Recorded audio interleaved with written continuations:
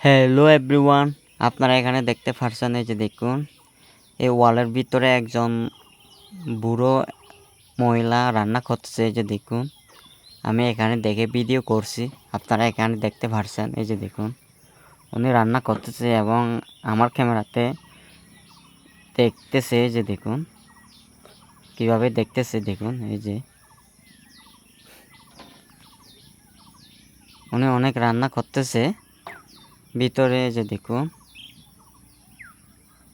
আমাকে দেখতেছে, আমাকে কিন্তু আমার চেহারা দেখে নাই, কিন্তু আমি ওনাকে দেখছি।